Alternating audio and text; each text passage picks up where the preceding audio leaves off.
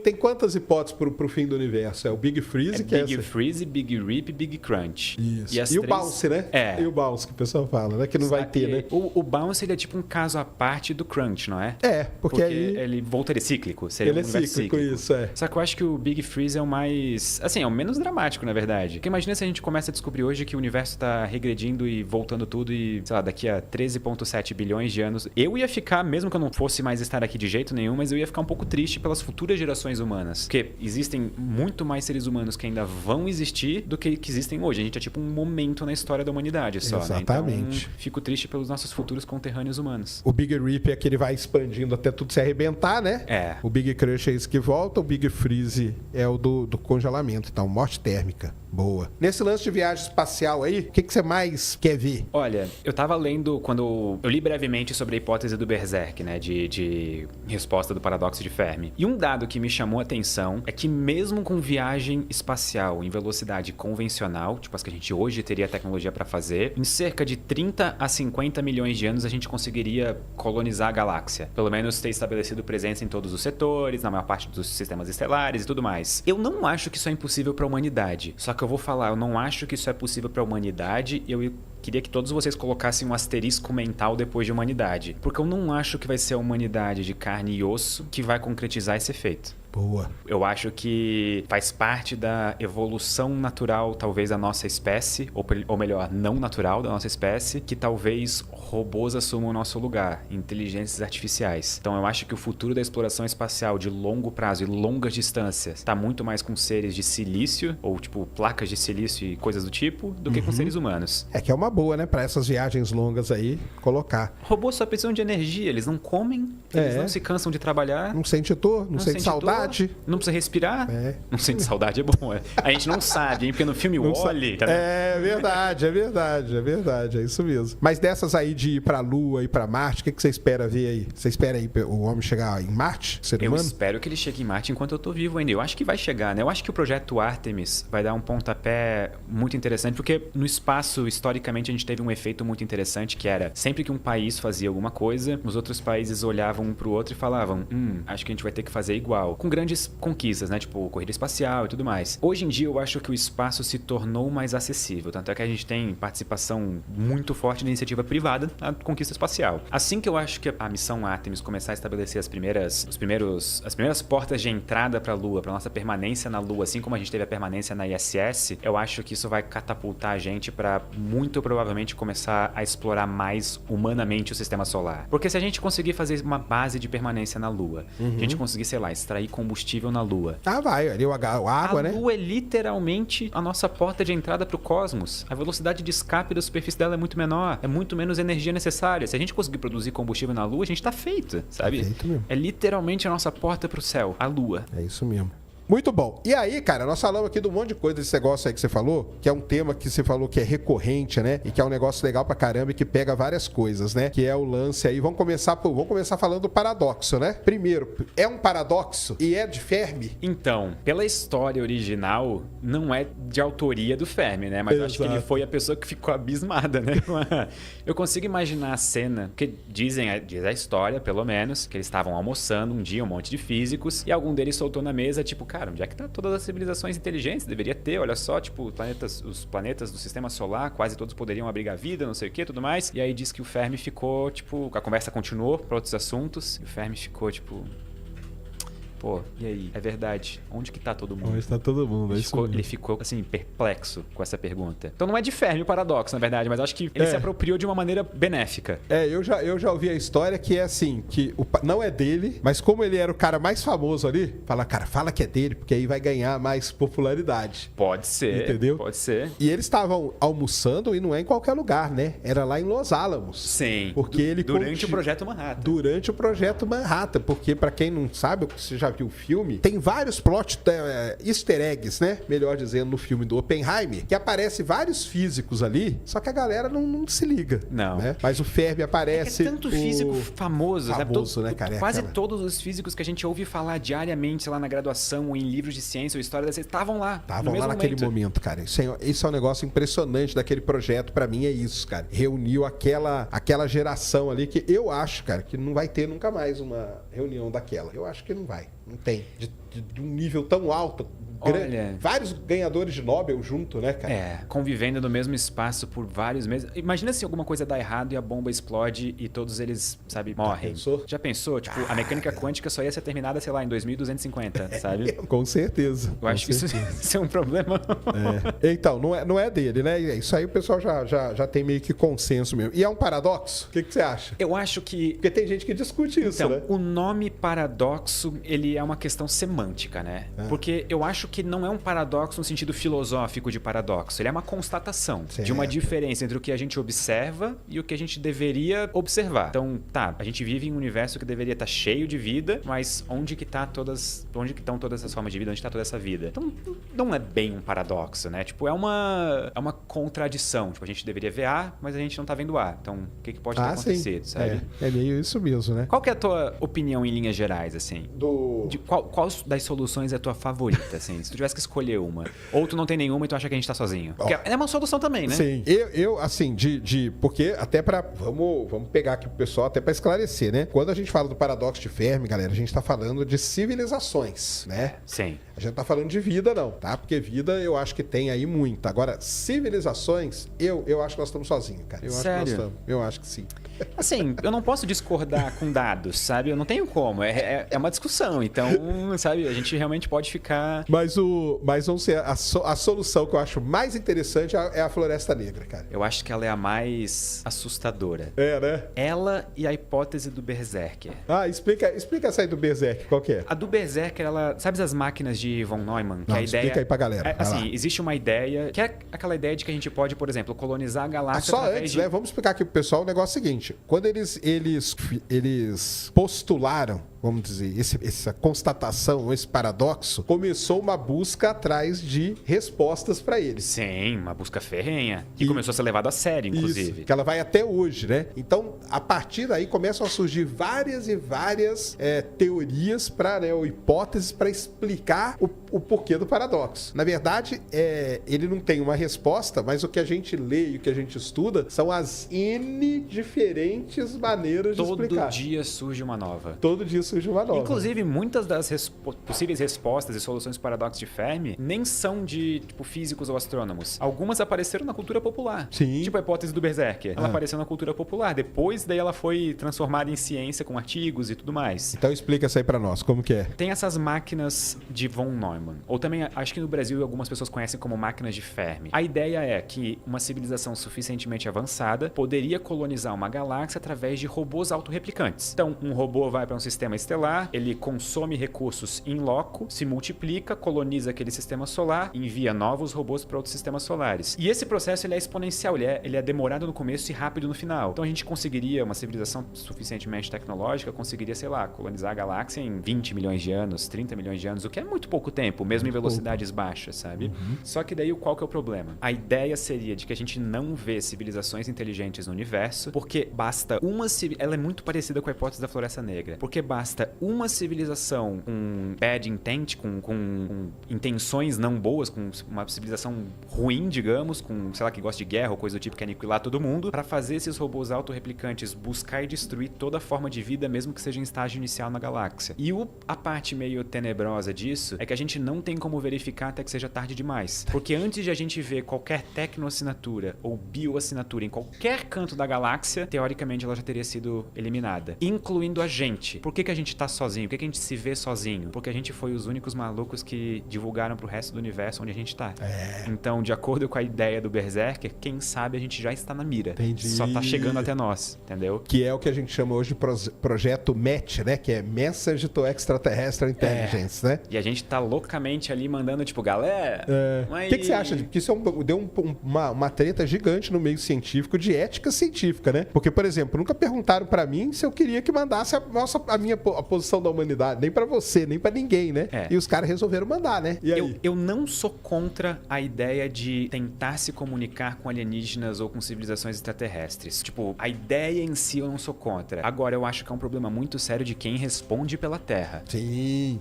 quem que vai fazer essa comunicação e com qual intenção, sabe? Tipo, é um órgão governamental de qual governo? E se esse governo tiver interesses diferentes do, sei lá, da galera que tá aqui vivendo comigo, sabe? No meu país. Certo, tipo, claro. quem que vai responder pela terra? O que a gente vai fazer quanto a isso? Então, pra mim, essa questão é a mais complicada. Mas eu vou ser sincero que eu não acho que a hipótese do Berserker seja talvez verdade, sabe?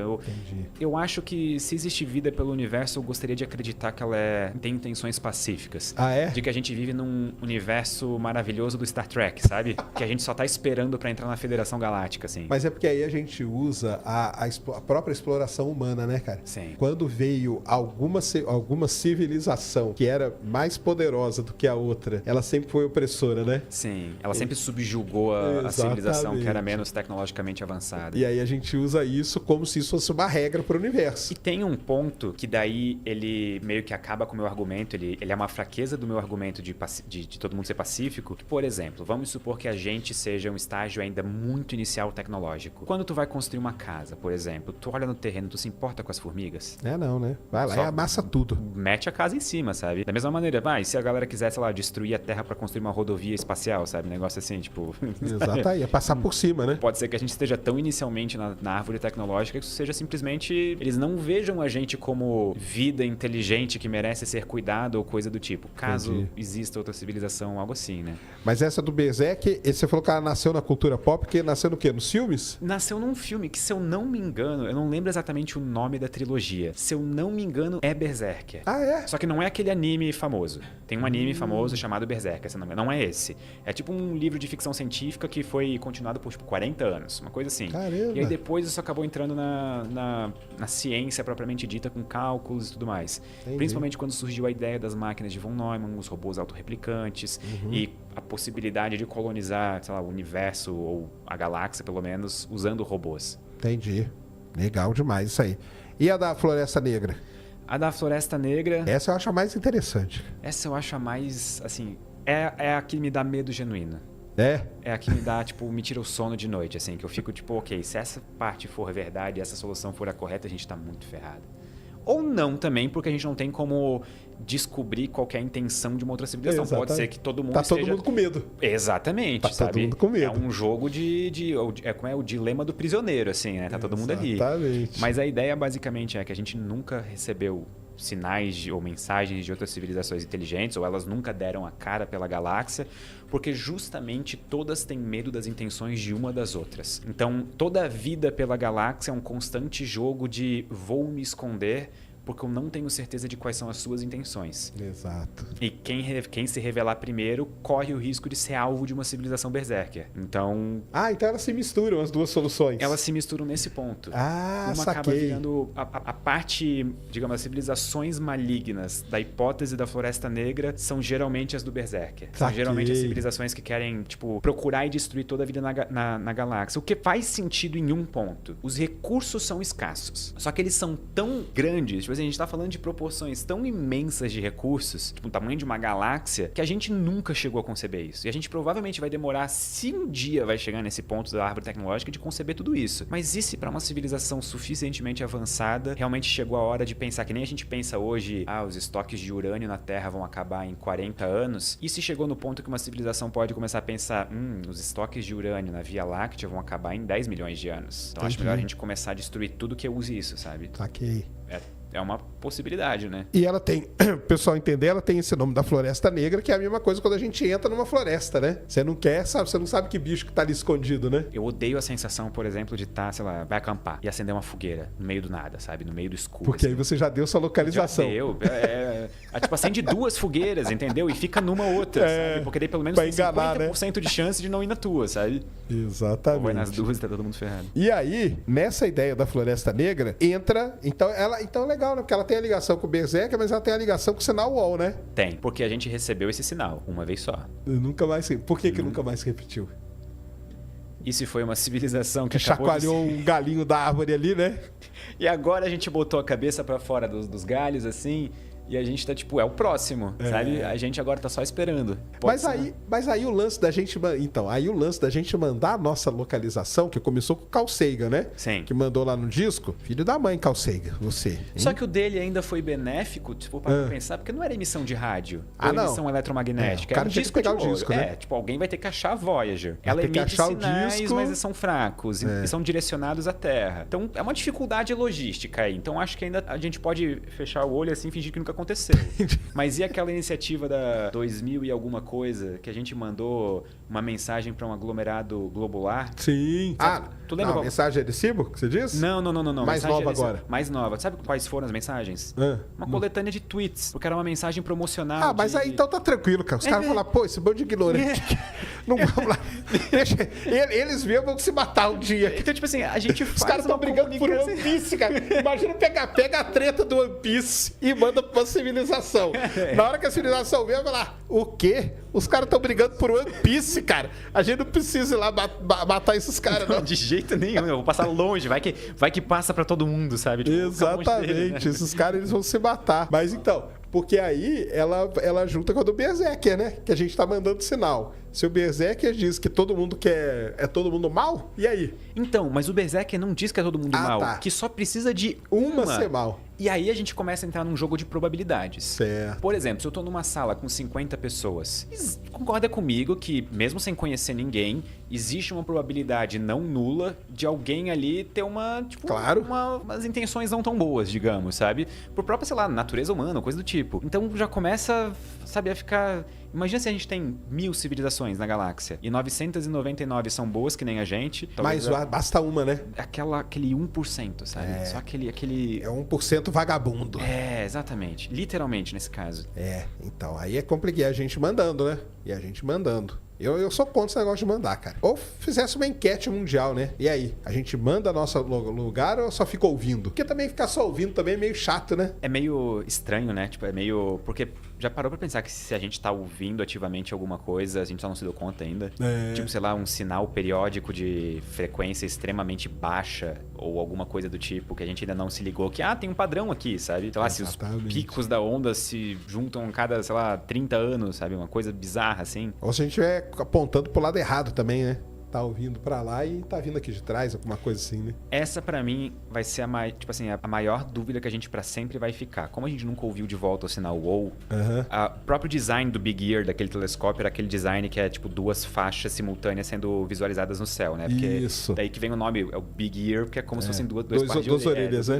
E pra mim a maior dúvida sempre vai ser essa, de será que o sinal foi um erro, um ruído estatístico, tipo alguma coisa que deu errado, ou sei lá, alguma origem não sintética para aquele sinal, ou até mesmo terráquea, a origem? Ou será que isso foi alguma coisa que realmente veio de fora e durou só aquele tempo, a gente não tem como confirmar de onde que veio? Porque o próprio local da galáxia de onde veio, dependendo de qual das duas faixas de orelha tiver sido a origem verdadeira do sinal, a gente tem locais completamente diferentes, setores completamente diferentes da galáxia. E aí, sabe? O que a gente faz? Mas aí você acha que o WoW, então, foi o cara colocou ali, balançou o galho, viu que a gente registrou assim, e aí se escondeu. Por tudo que eu li para fazer o vídeo do sinal WoW, eu tenho opinião pessoal de que eu acho que até hoje é a melhor evidência de vida fora da Terra. Não acho que é uma prova, não acho que é uma mensagem que veio de alienígenas. Mas assim, se a gente tem um lugar para começar a procurar, eu acho que o sinal WoW talvez seja o melhor, até hoje. Saquei. Mas e se o cara balançou ali o galho e foi pro outro lado também? Imagina, pode ser uma tática também, né? Imagina assim, ó. A tática das duas fogueiras lá. Aí só tem que criar uma hipótese, cara, pra solução do paradoxo de Fermi, ó. A teoria das duas fogueiras. Aí, ó. Eu tenho uma ideia ainda melhor. A gente descobre vida fora da Terra, a gente vai até eles, emite um sinal e sai correndo, sabe? Entendeu? A gente bota a cabeça pra fora do galho neles e volta pra Terra correndo. Mas aí é muito arriscado, né? Tá doido. Então, a gente soluciona o problema, a gente vê o que acontece. Se eles morrerem dentro de 50 milhões de anos, a gente sabe que tem uma civilização maligna na galáxia, entendeu? Matemática é muito simples. Exato. Então é isso, né? Os caras se esconderam e a gente... Vamos ver, né? O que vai acontecer. Mas o paradoxo de Fermi, ele cria várias outras coisas também, né? Tem os filtros, Sim. né? O dos grandes filtros também é uma das minhas particularmente favoritas, porque eu acho que ela é uma das mais baseadas em ciência bruta, né? Sim. Que são, tipo, a ideia de que o surgimento da vida, desde o próprio surgimento da vida, a biogênese, o momento em que partículas elementares viram vida, até o momento em que a gente surge com uma civilização altamente tecnológica. Existem diversas etapas no processo que funcionam como se fossem filtros mesmo, tipo, algumas passam, algumas não passam. E dependendo de onde a gente estiver no filtro, ele pode estar na nossa frente ou atrás da gente. E dependendo, toda descoberta que a gente fizer envolvendo vida fora da Terra, daqui em diante, coloca o filtro em algum lugar. Ou na nossa frente ou atrás. E nenhuma das duas é boa. Porque, por exemplo, se ele estiver atrás de nós, ele responde o paradoxo de Fermi sem querer. Ele diz que a gente está sozinho, né? Porque... ninguém passou pelo Ninguém filtro, passou, né? Provavelmente só a gente. E se ele estiver na nossa frente, bom, talvez a gente não vai passar tão cedo, né?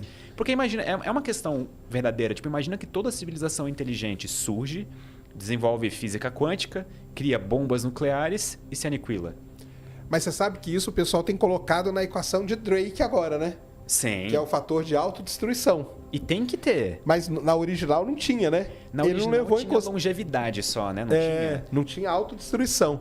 E aí o pessoal que começou a pensar no paradoxo de Fermi, criar essas coisas, falou, cara, mas tem aí a autodestruição. Aí os caras criam guerra e tal e se autodestrói. Eu acho que o Michael Shermer, aquele filósofo, ele tem uma das melhores estimativas numéricas de qual que é o tempo médio de duração de uma civilização.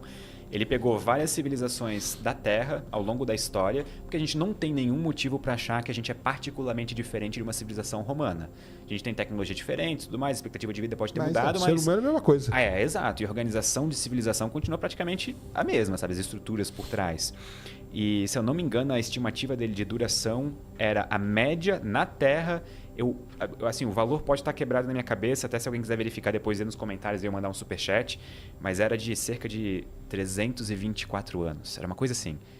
Provavelmente o valor não está certo na minha cabeça agora, pode estar errado. Mas era uma coisa muito pequena.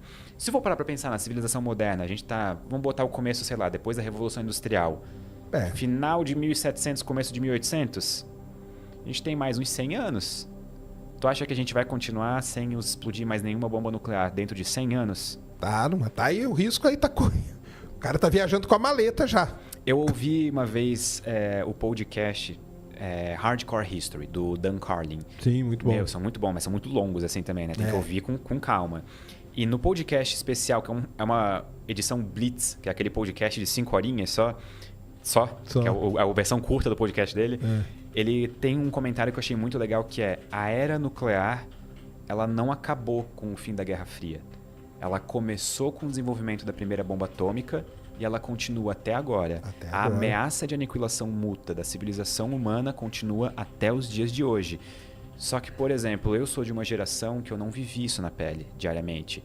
Os meus pais viveram. Tu provavelmente viveu também. A minha mãe fala que quando ela era criança, ela via muito filme, TV e coisa assim. E o sonho dela era ter um bunker. Era, porque os filmes pós-apocalípticos eram muito famosos, né? O The Day After. Day After foi um filme, cara, quando eu vi assim, eu falei, caramba, cara, se for isso aí, nós estamos ferrados. Exato. A gente nunca vai passar por um negócio desse, sabe? Tipo, no sentido de a gente não vai ter capacidade de vencer um negócio desse. Sim, com certeza. E tu confia o suficiente na humanidade hoje? Nem um pouco, Então. Eu não confio nem um pouco mesmo. Se eu tenho medo terrível assim que eu tenho, é esse aí mesmo. É da autodestruição por meio disso aí. Eu tô lendo um livro no momento chamado O Precipício. Ele não tem versão em português ainda, então em inglês é The Precipice. Ele é um livro sobre crise e risco existencial. Crise existencial literalmente no sentido de coisas que ameaçam a nossa existência. E o autor se propõe, na duração do livro, avaliar analiticamente, cientificamente, o que pode colocar a nossa existência em risco? Qual que é a probabilidade disso acontecer? E isso é um campo de estudo relativamente novo. Porque não era levado muito a sério pelas pessoas. Tipo, por que eu vou estudar motivos de a gente, sabe, acabar podendo... É isso que eu falei, né? Quando o Drake... Depois a gente fala da equação de Drake, pessoal. Mas quando o Drake bolou a equação dele, ele não colocou esse fator. E aí, com o avanço, o pessoal falou, calma aí, porque tem um negocinho aqui que você não tá levando em consideração. E esse autor coloca a chance de extinção humana nos próximos 100 anos em 1/6. Caramba! É alto demais pra mim. É alto pra caramba. Não tô confortável com esse valor, sabe? É muito grande. Então, roda aí 6 civilizações, uma delas não vai passar, sabe? Então, a gente talvez tenha uma resposta do filtro. Esse seria um grande filtro, né? Esse seria um grande filtro.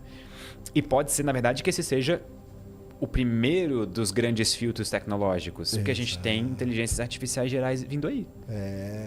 Alguns autores, tipo Nick Bostrom, por exemplo, eles afirmam que isso pode ser o fim da humanidade, pelo menos como a gente conhece. Outras pessoas que pode ser um recomeço. Que talvez a gente, tipo, como seres humanos de carne e osso, fique para trás e a gente gere nossos sucessores, digamos. Aquele negócio de meio que Deus ex machina, sabe? Sim, sim. Que é um negócio... também é um outro... Mas eu tenho mais medo de bombas nucleares do que de inteligência Bomba nuclear, artificial. bomba nuclear vai ser um fim trágico demais, né, cara? Tá louco, tá doido.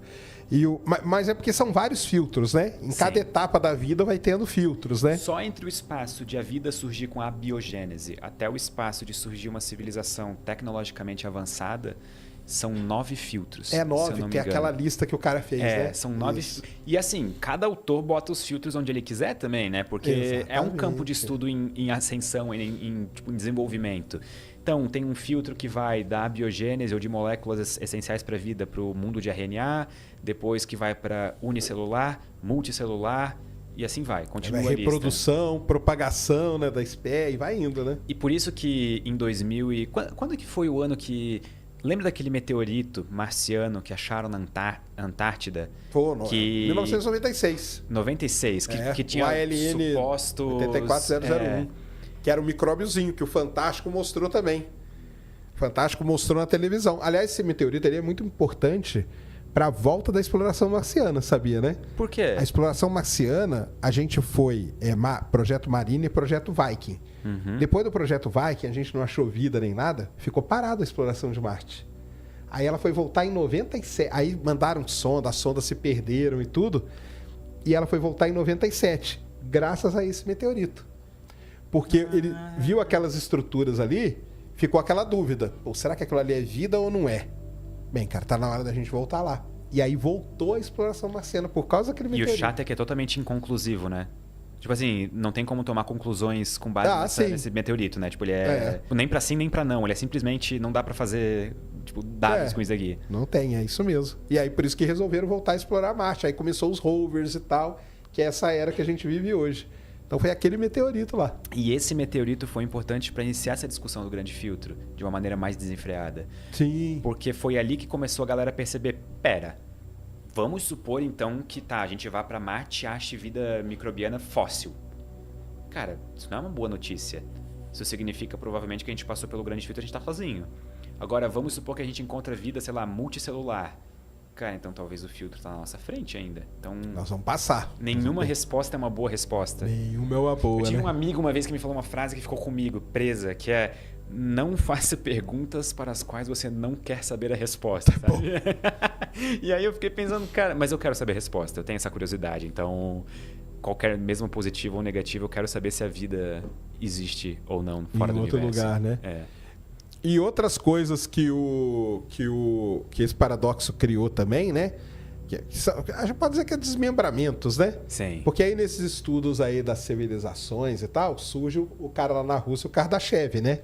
Que é um negócio legal pra caramba aquilo lá das civilizações também, né? A sacada dele em 1960 e alguma coisa de categorizar civilizações com base no uso de energia e dividir em 3 tipos ainda, né? São os 3 tipos, assim, olhando em retrospecto, óbvios, sabe? Sim. Mas, pô, foi uma sacada genial na década de 60. Exato, né? Você vê que lá o cara já estava preocupado com isso, né? Agora, uma coisa que me intriga em tudo isso, cara, é porque que tudo aconteceu na década de 60, né? Foi um momento maravilhoso, né? Porque o Drake é daquela época, o Fermi foi mais ou menos nessa época. O Fermi foi um pouco antes, né? Mas o Drake é dessa época da equação, o Kardashev é dessa época também. E aí tudo acontece ali, dali que explode, né? Eu tenho opinião de que acontece hoje em dia ainda, a gente só não deu tempo suficiente para consolidar o fato. Eu tava pensando nisso nesses dias, inclusive, porque, por exemplo, eu acho que Nick Bostrom, ele tem vários artigos relevantes, tipo da hipótese da simulação, essa parte do grande filtro. Eu acho que ele vai ser um cara que daqui a 20 anos a gente vai olhar para trás como esses autores da década de 60. Entendi. Sabe, ele e alguns outros físicos. Não deu valor pro cara, né? É porque no momento a gente não tem como ver uma real expressão da relevância científica ou filosófica de alguma coisa. Sim. Demora alguns anos pra gente olhar e falar, cara, peraí, tem alguma coisa aqui, sabe? Acho que a gente vai estudar isso por muito tempo ainda. Eu acho que esse tipo de coisa acontece. Mas realmente a década de 60... Foi. Será que tem algo a ver com o momento cultural da época, assim, a contracultura? Deve ser, né, cara? Coisa. Eu não sei por que é. Tem que pesquisar isso aí. Porque então, um dos desmembramentos é o Kardashev, né? Sim. Que é com as civilizações lá, que é explorar a energia do planeta, depois do Sol e depois da estrela, depois da galáxia, né? Uhum. Você fez um vídeo disso aí também, Fiz né? um vídeo que é disso legal também. pra caramba, diga-se de passagem, que é sensacional. E você acha que a gente vai chegar em qual nível? Nós? Olha, eu sou um otimista por natureza. Então eu acho que a gente chega pelo menos no 2. No 2? Pelo menos no 2. Caramba! Eu sou muito otimista. Eu preciso deixar isso claro sempre que eu falo sobre essas coisas, que eu sou muito otimista. Então a minha opinião não é a da maioria nesse caso, sabe? Mas a gente tá em qual? Tem umas... 0784 né? É um número que é 07. 07, mais ou menos. Só que a gente pode pular, assim, a gente vai dar um pulo muito grotesco de 07 para 1 se a gente conseguir fazer fusão nuclear a frio, né? Sim. Porque daí instantaneamente a capacidade energética da humanidade dá um salto assim que a gente nunca antes na história viu, né? Tá, mas aí a gente não consumiu os recursos, né? O Mas- lance dele é não consumir o recurso? Porque também o negócio do Kardashev é dramático, né, cara? Pra que eu vou consumir o recurso todo do planeta, né? Sim, mas aí a categorização original do Kardashev é com base em potência de energia. Ah, então, sim. primeiro começa com 10 na 16 watts, depois 10 na 26 watts, depois 10 na 37 watts. Eu fiquei muito triste que ele botou uma potência a mais no último, assim, podia ser tipo de 10 na 10 em 10 na 10, sabe? Uma coisa assim Não, mas bonitinha, ele foi né? dar um pulo maior, né? Então, pra ele, tudo que importa é energia. E aí tem uma coisa peculiar que eu lembro, assim, na época da pandemia, que tava todo mundo muito tempo em casa e algumas discussões surgiam, tipo, tinha discussão do gasto energético com Bitcoin. Sim. E aí eu tive um pensamento interno que eu não verbalizei ele, mas eu acho que, por exemplo, quando a gente fala em escala de Kardashev, não importa o uso da energia. Então, o que importa é usar a energia. É só. Então, a gente consegue imaginar uma civilização hipotética, tipo 2 na escala de Kardashev, que usa toda a energia disponível da estrela só para minerar Bitcoin, sabe? Caramba. Isso é uma possibilidade, porque a única coisa que importa é o gasto energético. O Kardashev nunca diz como ele está sendo gasto. Ah, sim. Ele só coloca as potências energéticas. Coloca o número, né? Exatamente. Se a gente atingir o tá número, a ligado? gente virou a chave. Então a gente precisa, como humanidade, gastar energia. Se a gente quer avançar na escala de Kardashev. Sim. Porque se tu for parar pra pensar, uma coisa leva a outra. Então, se a gente está gastando energia para manter funções humanas, significa que a gente está tirando e extraindo essa energia de algum outro lugar.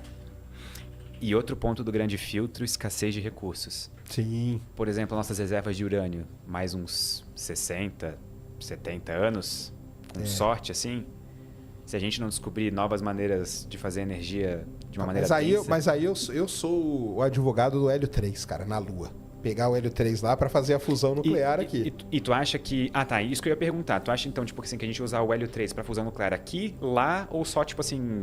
Eu acho que pode começar aqui, né? E depois, provavelmente, se tiver colonizado, ir para os outros lugares, né? Mas ele aqui já vai ser um uso sensacional. A única coisa que eu fico muito triste com fusão nuclear é que aquela tecnologia que todo ano tá 10 anos no futuro, né?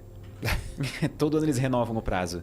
Infelizmente. É igual o supercondutor lá, né? Que a cada 2 anos aparece Um novo. Um novo aí e não dá certo, Ou é né? igual até então o lançamento do James Webb, né? Que todo ano é ano que vem.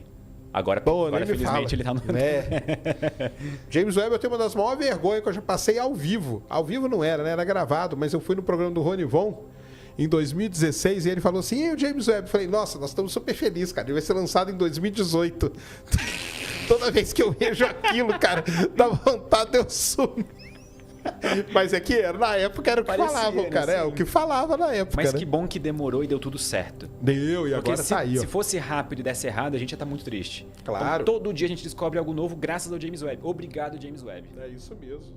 Então o próximo aí sai amanhã, que é o que você veria A velocidade da se luz. viajasse na velocidade da luz. Que a gente fez um shorts, aí o Pedro falou, vamos fazer um roteiro longo agora. Aí, Mas você acha que a gente vai viajar até que porcentagem? olha, acho difícil, hein? Atual tá em qual, hein? Se a gente fizer as contas. É muito baixo, né? Muito baixo. Que a gente pegar as naves aí... Não é tipo, 5% com aquela Breakthrough Starshot, com a vela solar? Não chega até 5%? Mas aí ela tem que ficar pronta, né? Ela tem que existir, né? Mas assim, tecnologicamente que seria viável, assim, eu acho que uns 5%... Mas aí tinha um problema, né? Que é frear. Porque o lance da Breakthrough Starshot era mandar ela pra próxima Bzinho. Sim. E aí... Ah, que legal e tal. Aí um cara pegou um dia e escreveu um paper no Archive lá e jogou lá. Cara, muito legal isso. E frear ela. Aí os caras começaram a dizer, não vai frear, vai passar direto. E aí é que vem a pergunta, tipo, com 5% da velocidade da luz, essa nave passando por um planeta, tirando uma foto, a gente ia ver o quê? Um borrão? Tipo um negócio assim? Então, mas é aí que tá. Porque, bom, tem a questão da contração espacial, né? Porque Sim. tudo vai começar a contrair. Só que começa um outro efeito, que é o efeito de Penrose.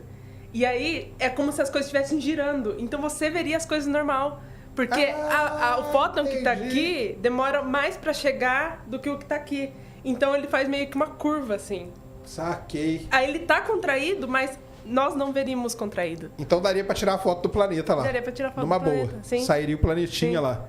Sim. Olha eu aí. nem sabia desse efeito Penrose. Eu fiquei tipo, uau, realmente, sim. E você sabe que o Breakthrough Starshot, quem bolou foi o Stephen Hawking, né? Sim, ele tava junto no board, né? Ele que bolou essa ideia lá.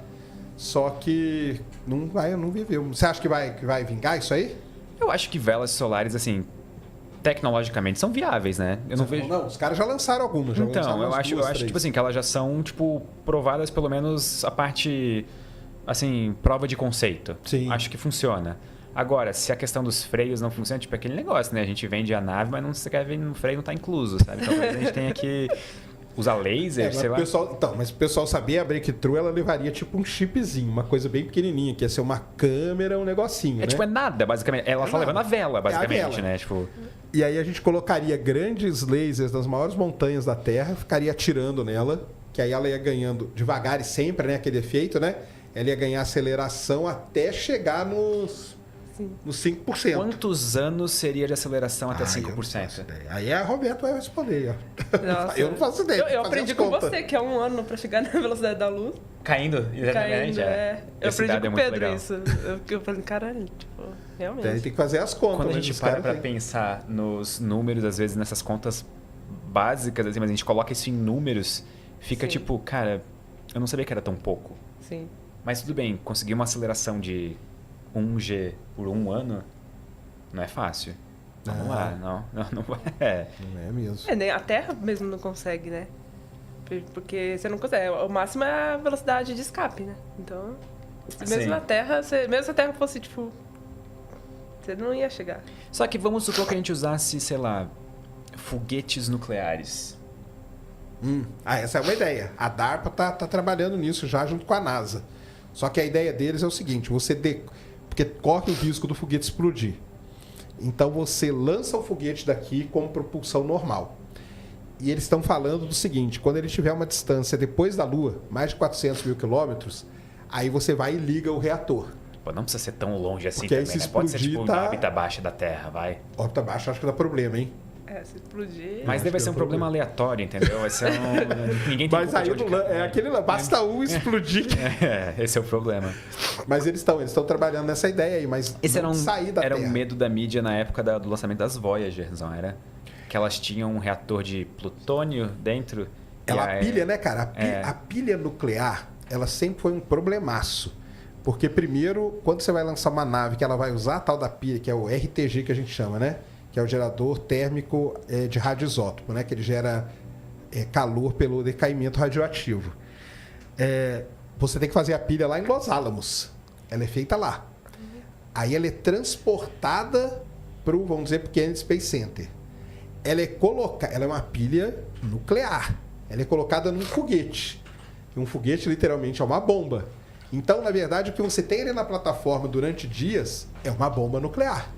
Entendeu? É uma ogiva nuclear, só que exposta para o mundo inteiro ver.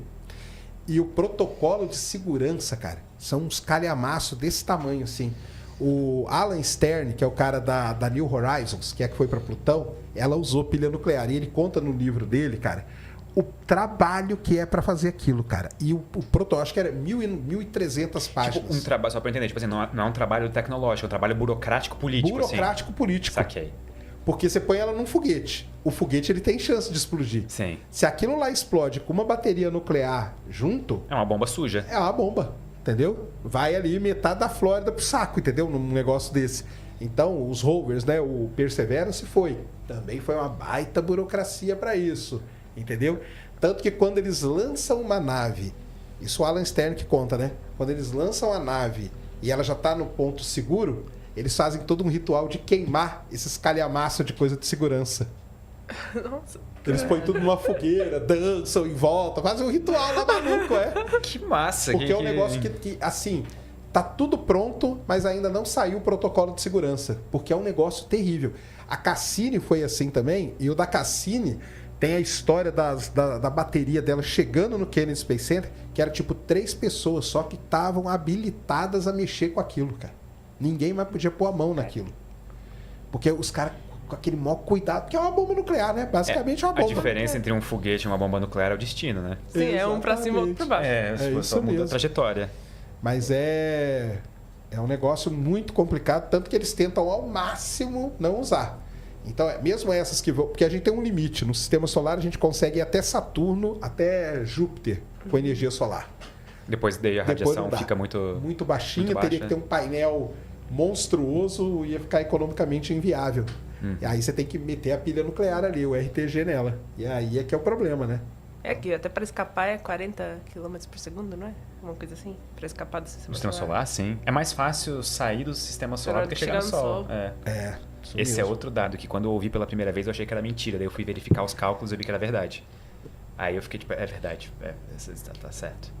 Nossa, eu aprendi isso quando eu escreveu sobre a esfera de Dyson. Como construir uma esfera de Dyson. Então, e falando nisso da esfera de Dyson, que a gente estava falando justamente nos desmembramentos do paradoxo de Fermi, né? A gente até começou a pincelar a equação de Drake, eu acho. A gente chegou a... Um deles é o lance das civilizações usar a estrela. Sim. E para usar a estrela é a esfera de Dyson, né? Esfera de Dyson. Que é um outro cara da década de 60 também aí, ó. Dyson. Não, e é muito curioso isso da esfera de Dyson, porque eu não sabia que você, pra conseguir fazer, você tinha que minerar mercúrio, por exemplo. Não, tu tá sendo muito generosa, né? Porque não é ideia, tipo, destruir mercúrio no processo, assim, né? Destruir mercúrio. Minerar sem... Mais de 50%. Mais, É a ideia que eles têm, né? Que era usar mercúrio como um posto, né? Primeiro faz umas, aí vai lá, constrói em mercúrio, aí vira lá uma base de lançamento. Assim, recebe energia, a energia é só pra construir as placas. Vai virar uma estação, né? Eu não tenho opiniões tão fortes acerca de mercúrio que fossem me impedir de cogitar essa ideia, sabe? Então... de destruir mercúrio. Gente, vamos ser sinceros. Pelo bem da humanidade? Então, se a gente chega num ponto em que a gente tem essa capacidade, tá? Que a gente tem essa capacidade, a gente pode construir uma mega estrutura ao redor do Sol para fazer a gente subir na escala de Kardashev e, sei lá, começar a colonizar outros sistemas estelares. É Mercúrio que vai impedir a gente? Não vai. Não Mercúrio vai. é o primeiro que vai te arrasta pra cima. É só o primeiro, né? É o primeiro que vai. Ô, Lua, fica olhando, né? Mas porque a esfera de Dyson, ela não precisa ser completa também, né? Não. Tem um número X de painéis que você pode pôr, né?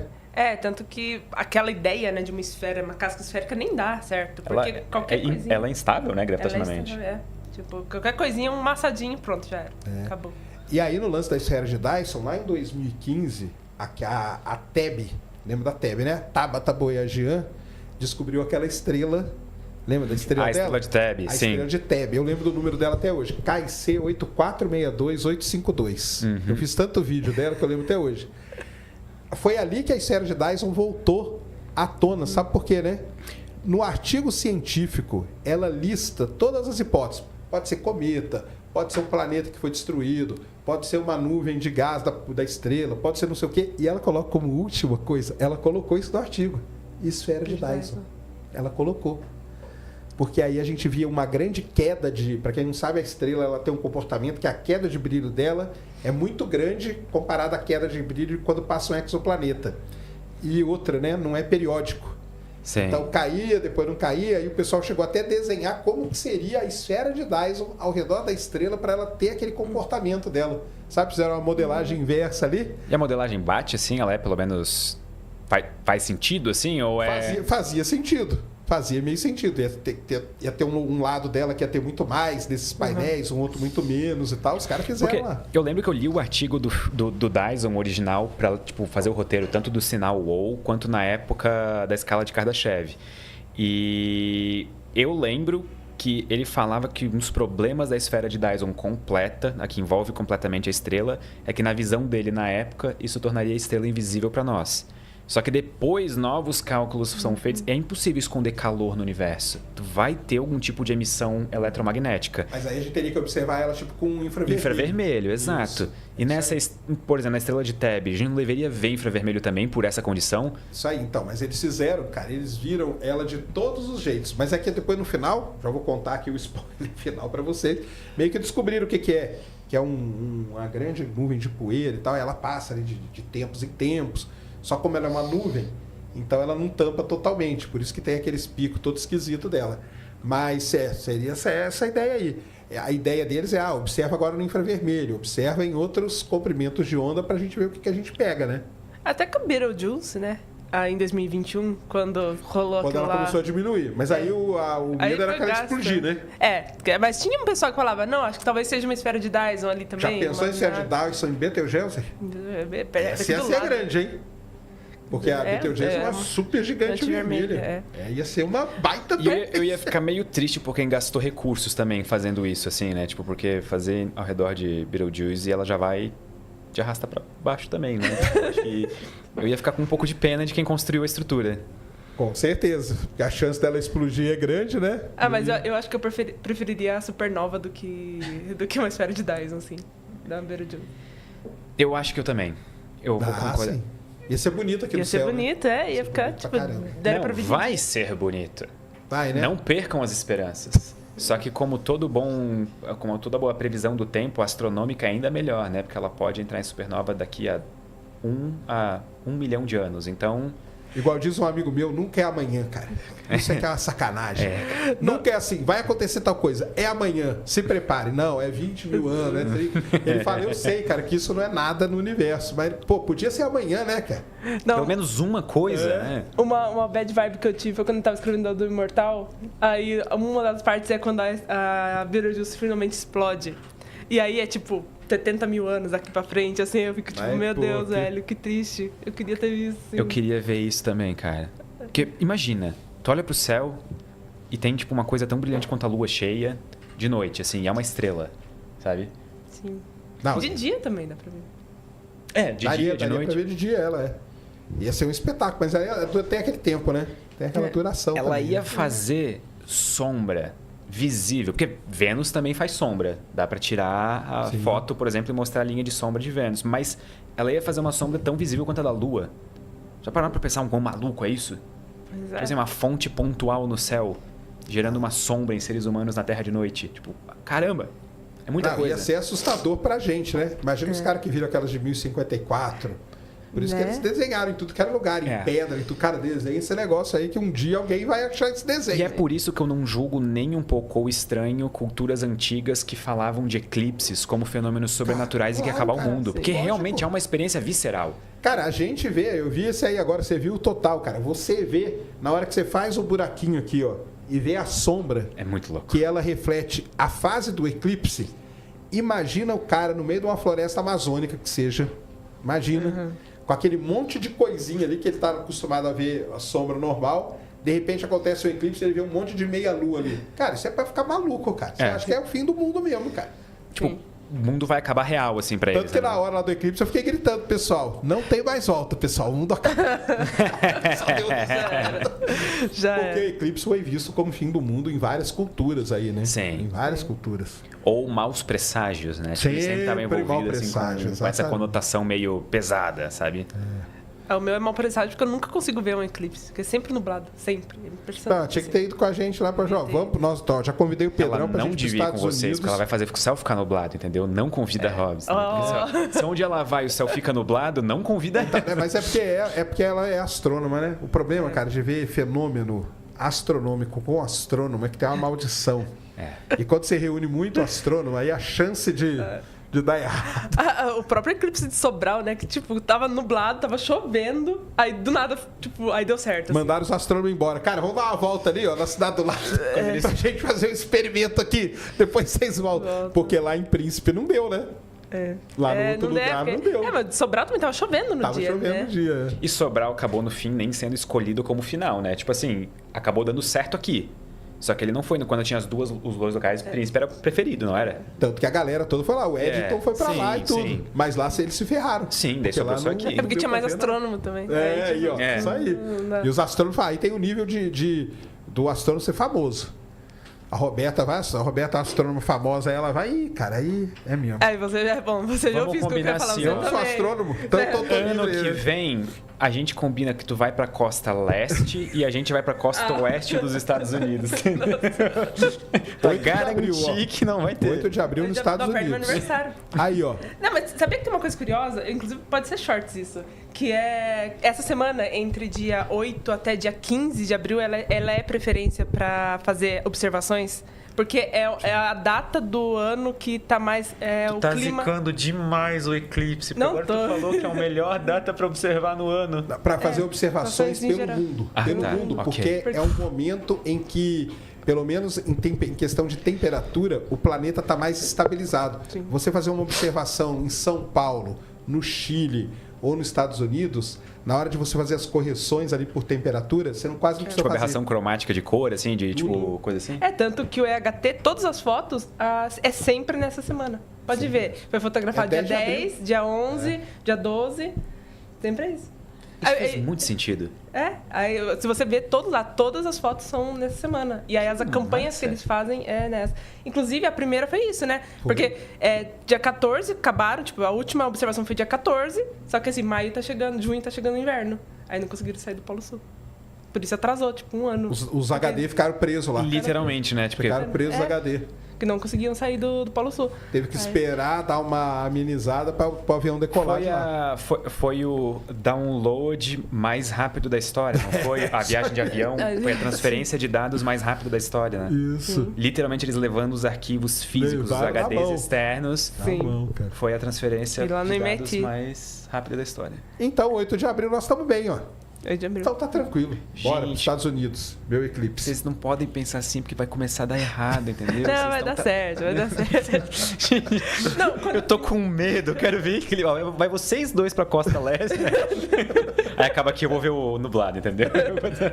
Você é físico também, então toma cuidado. Eu não sou, não. Então... Você tá mais perto de ser astrônomo. Mais perto de astrônomo que... É verdade. Eu não. Eu tô livre disso aí. Não geofísica. tem a maldição, não recai sobre minha Mas pessoa. vamos fazer uma viagem todo mundo junto, então. Ué, bora? Tá aí, marcado. 8 de abril, cara. Tô falando. Eu vou Já pra contem lá, comigo, vamos já. fazer uma... Tô... Aí, é perto do meu aniversário, dá até pra comemorar o aniversário. Nossa, perfeito. Dia 12 é. Vai que tem um show da Taylor. Isso que eu por ia ali, falar, ó. do jeito que ela é sortuda, E é aí? capaz de ainda ter um show da Taylor. Já pega aí a agenda da Taylor 2024, ó. Sim. E vamos ver onde que ela vai estar nessa época aí, ó. Porque vai que, né? Aí eu comemoro o aniversário já faz tudo. Olha aí. E aí, a gente ia falar então porque o Dyson, cara, se eu não me engano, ele bolou esse negócio, foi num negócio de ficção científica também, não foi? Foi. Aí outro Foi. ponto que nasce da cultura pop, né? Muitas coisas que depois foram incorporadas e viram conceitos científicos sérios e estabelecidos nascem de cultura popular. Até porque, assim, a gente tem um caráter meio... Eu vou usar a palavra retrógrado, talvez não seja o melhor uso da palavra, mas meio retrógrado na ciência, do tipo... A gente espera as coisas pelo menos aparecerem no mundo das ideias, ou pelo menos sim. fora da ciência, para depois pensar seriamente naquela coisa, sabe? Isso é meio ruim, né? Isso é meio, tipo... É um lado meio negativo de como a ciência é feita, como existe um estigma em torno de alguns assuntos, de alguns tópicos nas pessoas Sim. de ciência, sabe? É muito louco você ler Guerra dos Mundos, né? Que é final de 1800. E aí essa ideia, né, de tipo, marcianos estão invadindo a Terra. E aí você vê a ótica que eles tinham em 1800 e tralalá, sabe? E eu fico perplexo que quando... Foi o Percival Lowell, não foi? Que olhou para Marte, viu os canais, e ele não teve outra ideia. Ele falou, é água. É uma civilização extraterrestre. Mas na verdade a história do canal, ela começa lá na Europa com Schiaparelli. Sabe como que é a história? É a Qual seguinte. ano, mais ou menos? Ele é um pouco antes, é no final dos anos 1800. Ah, tá. É próximo, assim. É bem Ele observou lá e ele escreveu a palavra canale em italiano. O negócio é o seguinte: o canale em italiano quer dizer canal natural. Tipo um rio cava um canal na rocha. Isso é a palavra. Só que quando a palavra viajou da Europa para os Estados Unidos, chegou lá como channel. De channel como que eu vou dizer assim, não natural, né? Sim. Channel construído por alguém. Córrego... Isso. É. E aí, quando o Lowell, ele olha lá e vê os risquinhos, ele fala, caramba, cara, porque o telescópio do Schiaparelli era muito ruim, o do Lowell era muito melhor. E aí ele vê e fala, caramba, tá aí os canais que o cara via lá. E aí ele via as manchinhas andando de um dia para o outro. O que era aquilo? Os oásis, cara. Então a civilização, ela puxava a água daqui, e depois puxava a água dali, e depois de cá e tal. E a ideia do Lowell era essa, cara. E ele passou meses e meses desenhando Marte todo dia, todo dia. Eu tenho o livro dele, é legal pra caramba, cara. É um negócio sensacional que o cara fazia. E ele não era astrônomo, ele era empresário. Ele era só um entusiasta, assim, né? Ele era empresário, construiu lá para observar Marte e depois para achar o Tombaugh, achar Plutão. Porque a outra fissura dele era com o planeta X. Que para ele existia um outro planeta. A gente tem que observar até achar. Que é quando ele contrata o Clyde Tombaugh para ir lá observar. Mas ele era o cara da grana, entendeu? Eu lembro, a gente estava fazendo um roteiro sobre descoberta de planetas, gravitacionalmente e tudo mais. Eu lembro do nome do Clyde Tombaugh, só que eu não lembro exatamente qual planeta que era. Que ele estava em busca, ele tem uma chapa fotográfica. É Plutão, É Plutão? É Plutão. Ele conseguiu fotografar Plutão, só que ele não se deu conta. Na verdade, então, ele fotografou num determinado período, mas eles só foram descobrir meses depois. Então, em retrospecto, analisaram a chapa fotográfica e viram, Plutão está na foto. Ele só não soube no momento. Ele demorou alguns anos para perceber que aquilo estava ali o tempo todo. É isso aí. Que história maluca. Já pensou a sensação disso? E você sabe por que Plutão tem esse nome? Você sabe que Plutão foi o primeiro que era... Agora não é mais planeta, né? Para mim é. Pra mim, no meu coração, ele é também. Pra mim sempre vai ser. É só eu que não gosto dele como planeta, pô. Então. Porque Plutão foi o único planeta descoberto nos Estados Unidos. Já começa por aí. Sim. Nenhum outro, Urano e Netuno, foram descobertos na Europa, não foi nos Estados Unidos. E aí eles fizeram um concurso, o americano adora isso, né? Pra ver quem dava o nome. Só que era obrigatório ter P e L, por causa do Percival Lowell. Legal. Porque era uma homenagem que eles iam fazer, qualquer nome, você podia mandar qualquer nome, mas tinha que ter P e L, porque era uma homenagem pro cara que bancou o telescópio e descobriu Plutão. E aí ganha lá o da menininha, né? A menininha inglesa lá, 13 aninhos, que mandou o nome e tal. Poxa, que massa. É legal pra caramba. Fica aí uma dica de um vídeo, cara. Eu já fiz, só que meu vídeo é bem ruim. Mas façam. Conta a história do nome de Plutão. Cara, é uma das histórias mais legais que tem, cara.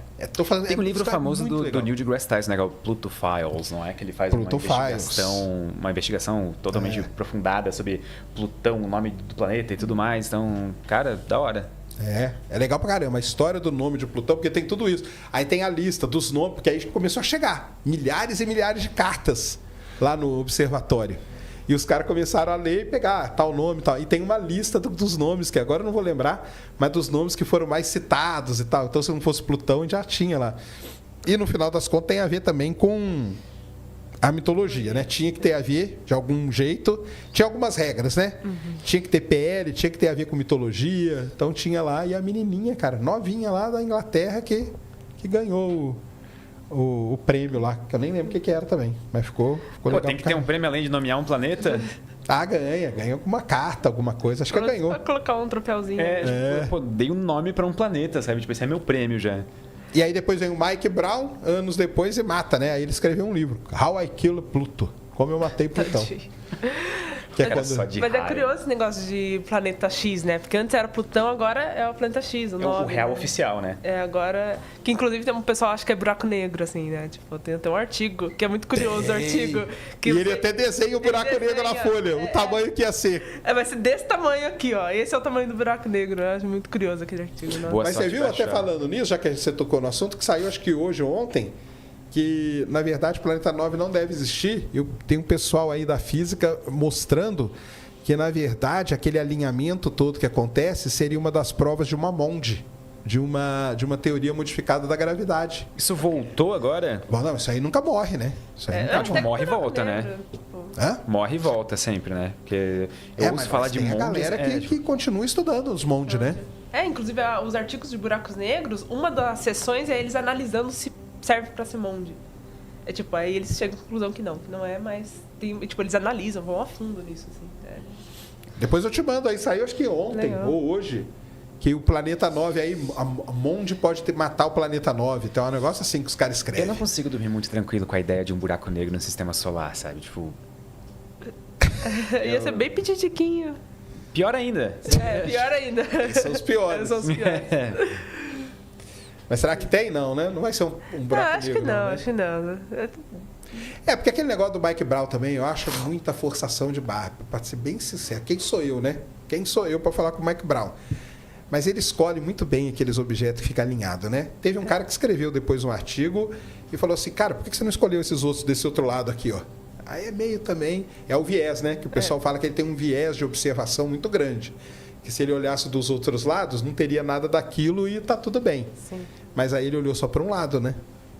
Então, sei lá. Acho meio forçado. Quem sou eu, né? Para isso. E para terminar do paradoxo de Fermi, tem a equação do Drake, né? Que também é nessa época aí, né? 1960 e poucos, né?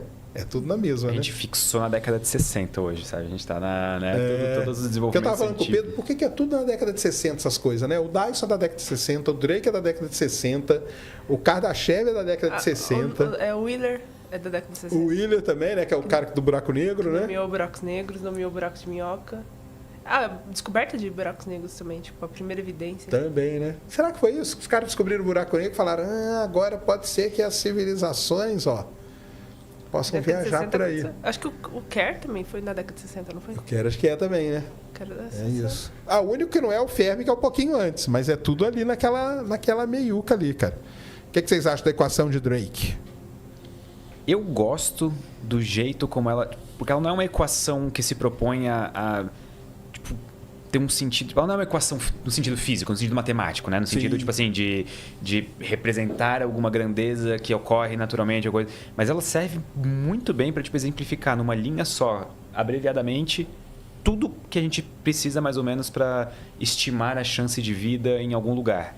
Porque, no fundo, assim, ela se propõe a responder quantas civilizações inteligentes, pelo menos não responder, mas pelo menos dar uma ideia, tem uma base. Probabilidade, eu acho, né, que seria. Que o número final, o N é um número mesmo. Seria um número mesmo. Só que ela se propõe a isso de uma maneira, assim, tanto quanto lúdica. E eu gosto particularmente da história dela, de ela ter sido desenvolvida pelo Frank Drake, porque eles iam fazer, acho que era a primeira reunião do SETI. Isso. E eles precisavam de uma... Eles usam a palavra agenda em inglês, que fica... Eles precisam de um... Por onde a gente começa? Vamos criar essa organização que busca a vida extraterrestre. Por onde que a gente começa? Aí o cara foi lá e fez a equação. Começa por aqui. Vamos procurar esses termos. Isso é demais, né? Vocês é muito fazer correria, né? Tipo, a reunião é amanhã. Precisa de alguma coisa e o resultado agora, assim. Então, é porque ele fala que ele começou a pensar em tudo que precisava de vida, né? E aí ele monta, e aí ele chama um cara de cada área. Inclusive, na época, ele falou, a gente precisa de tecnologia. Você não lembro qual empresa agora, que ele chamou um representante de uma empresa nos Estados Unidos muito grande, não era a IBM, não, era uma outra, de computação, porque falou, cara, se a gente vai fazer tudo isso aqui, a gente vai precisar de um computador bom para processar, a gente não tem. Então, o Carl Sagan foi chamado, foram vários caras ali importantes e um cara de uma empresa lá que eu esqueci também, que depois cedeu até o equipamento lá, do primeiro que ele usou no Projeto 7, né? Uhum. Para poder ver se ouvia alguma coisa por aí, né? Mas é um negócio legal pra caramba. Agora, o mais interessante é os caras resolver, né? Porque boa parte daqueles números ali é chute, né? Sim. Metade, pelo menos, é chute. Boa parte, né? Mas, chute educado, assim, né? Tipo aquele educated guess, assim, tipo... É um chute, mas pelo menos é um chute, tipo assim, tentando se aproximar de uma... sabe... Vou chutar, mas não vou chutar feio. Vou chutar bonito, sabe? Eu vou chutar, tentar acertar. É isso mesmo. Tipo a estimativa de planetas em que a vida surge, por exemplo. Ou... Não, mas o legal da equação, cara, é que ela é numa época que faltava aí pelo menos uns 30 anos pra gente descobrir o primeiro exoplaneta, né? Nossa. Sim. Os caras fizeram tudo sem nem ter ideia que, cara, e se a gente não descobre? Porque podia nunca descobriu, né? Ou, sei lá, descobrir daqui a 300 anos, né? Mas, assim, será que na época alguém duvidava da existência de exoplanetas? Não, já não duvidava mais. Então, porque eu acho que, tipo assim, depois que a gente descobriu que, sei lá, as outras estrelas são, tipo, estrelas que nem o Sol, só que estão longe, eu acho que dali pra frente foi só ladeira abaixo, assim, né? Foi só, tipo, o pessoal indo porque cada na vez mais... história eles conseguem observar pela primeira vez, é um disco protoplanetário. É.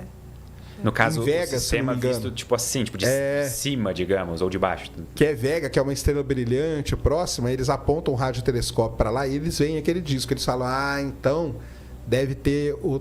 Aí, eles devem ter pensado na hora, né? Deve ser só uma questão tecnológica, né? Tipo, um dia nós vamos ter a tecnologia para poder detectar isso. Mas o interessante é isso, o cara bolar uma equação onde no começo é tudo chute mesmo, né? Mas eu já até curioso, né? Que na astronomia tem muito disso, né? Tudo chute. Igual, agora eu tava vendo o tweet da Thaisa falando assim do chute de quantos buracos negros tem na Via Láctea. É porque saiu um artigo aí, né? Saiu um artigo aí. Sempre sai isso, né? Os caras vão lá. É tudo chute, é tudo... Mas é esse chute eu tô aí que o curioso Pedrão agora falou, pra né? quantos que tem, né? Eu acho que é 1 milhão de estelares. Buracos negros? Estelares. É bem mais do que eu Coisa pensava. pra caramba. Mas eu acho que esse chute aí que o Pedrão falou aí, ó. Esse chute aí Bonito, embasado, chute né? bonito. Vamos dizer. É um chute que tenta se propor a ser correto, assim, né? Mas qual que é o termo favorito da equação pra vocês? Não sei. Pra mim, esse novo aí da autodestruição, cara. Favorito em termos dele tá lá, né, hoje. Pra mim é o L, da duração média de uma civilização comunicável. A janela de tempo em que ela permanece comunicável. Porque eu acho que esse é a incógnita verdadeira. Os restos, a gente pode sempre descobrir com base em ciência e dados. Agora, o outro, a gente descobre quando a gente acabar. Sabe? A gente descobre no fim da humanidade. Vai ter que sobrar alguém pra contar, né? Exatamente. Então... Nossa, sim. Ou vamos ter que deixar escrito em algum lugar, né? Durou tanto, né? E tem uma coisa curiosa, né? Tipo, isso de ser detectável, que pode ser tanto na questão de biologia quanto na questão de tecnologia. E aí, tipo, na Terra, é estimado que em 2100 seja quando a Terra vai começar a ter o sinal de tecnologia vai superar o de biologia. Tipo, tecnoassinatura superando bioassinaturas. 2100 é, tipo, a estimativa atual, assim. Tipo, que atualmente a informação da biosfera é muito maior do que da tecnosfera. Quando a gente fala em informação da biosfera, por exemplo, a gente tá falando, tipo assim, sei lá, de bioassinaturas na atmosfera, por exemplo, lá, gás carbônico, coisa do tipo, ou a gente tá Não, falando eles usam... como que é o nome? Tipo, que biomassa do... daquelas bactérias que só tem uma célula. Cianobactéria, né? Oceanos. Dos oceanos, que só tem uma célula, sabe? Sim. Que aquilo lá domina. Segundo o artigo, é isso que domina a Terra. Então, se você consegue estimar daquilo, é só, tipo... Unicelulares, assim. Unicelulares, tá. E aí... Então, aí eles fizeram a estimativa de quanta informação tem nelas, assim, porque é o que domina a biosfera. Segundo o artigo, né? E aí, eles calcularam e compararam com o que a gente tem na internet. E, assim, eles, tipo, trilhões de vezes, assim, muito mais na biosfera do que na internet. Caraca. Só que se continuar crescendo da forma como está crescendo atualmente, tipo, que está duplicando o número de informações. Tipo, considerando a exponencialidade. Em 2100, tipo, ultrapassa. Aí, quando olharem para a Terra, vai ver primeiro uma tecnoassinatura do que uma bioassinatura. Isso aí.